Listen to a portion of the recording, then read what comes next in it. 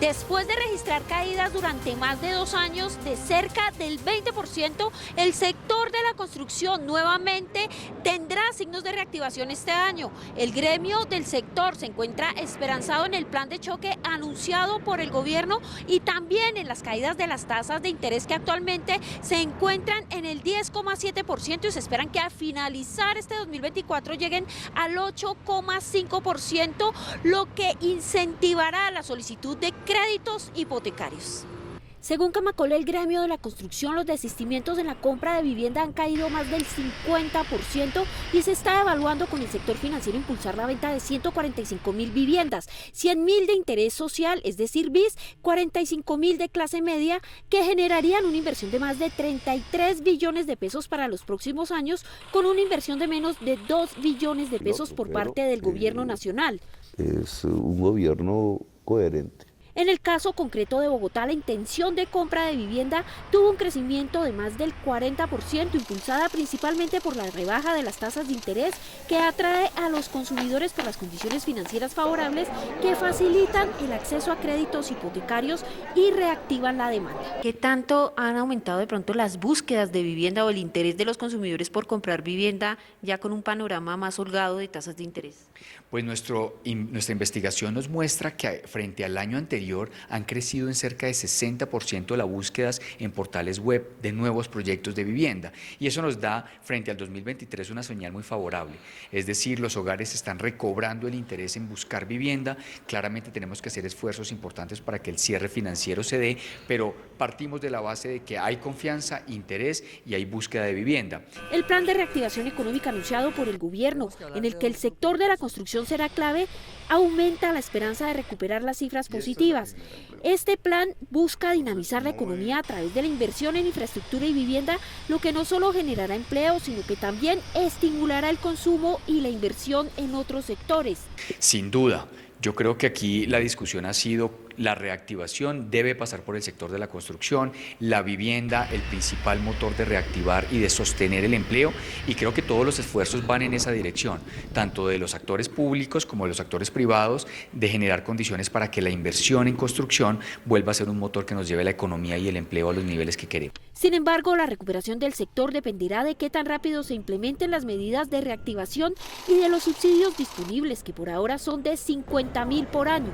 ¿Cuándo empezarían a verse cifras ya positivas en el sector? Nosotros esperamos que al cierre de este año, en datos mensuales, volvamos a poder tener nuevas cifras en verde, en términos comparativos frente al año anterior.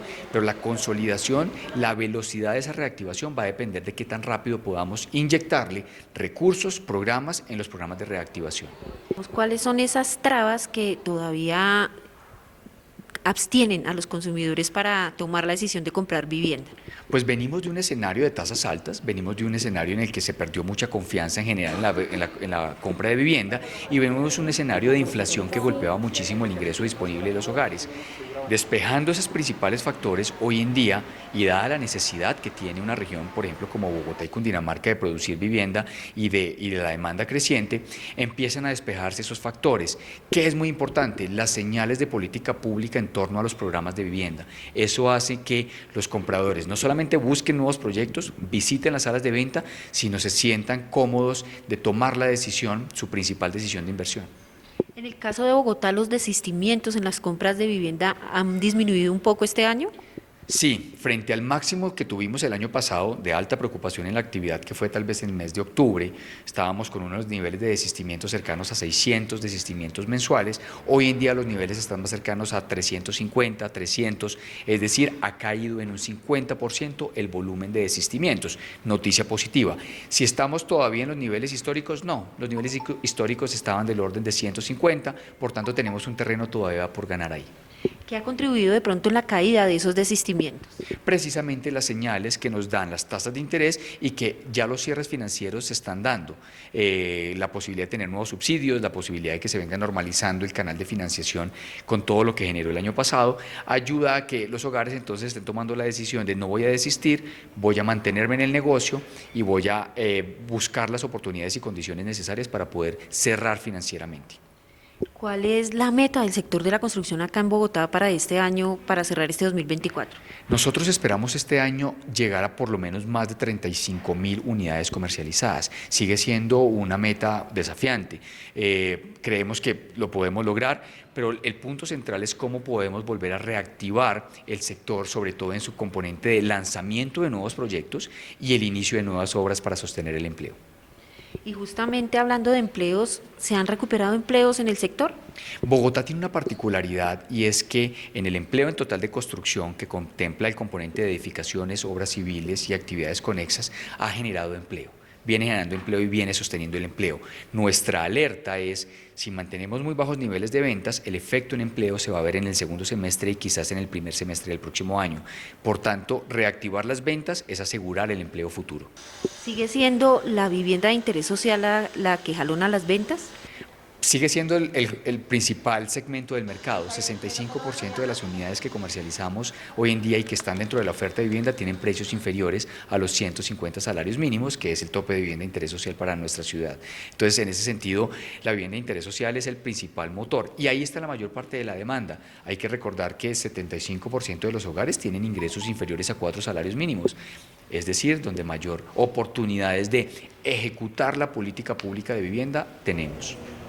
Bueno, ustedes hicieron un estudio muy curioso donde pues se habla de los compradores de vivienda, de la satisfacción de los compradores de vivienda y qué encontraron allí. Sí, lo primero para destacar es que es la primera investigación integral de experiencia del cliente inmobiliario en Bogotá y región, con una muestra muy interesante, una muestra de 2.500 encuestas que nos cubrían cerca en un universo de 25.000 viviendas que se entregaron en el segundo semestre del año 2023.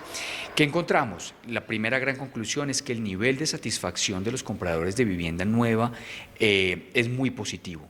8 de cada 10 compradores manifestaron estar muy satisfechos o totalmente satisfechos con el proceso de compra y eso para nosotros es una muy buena señal y un buen punto de partida.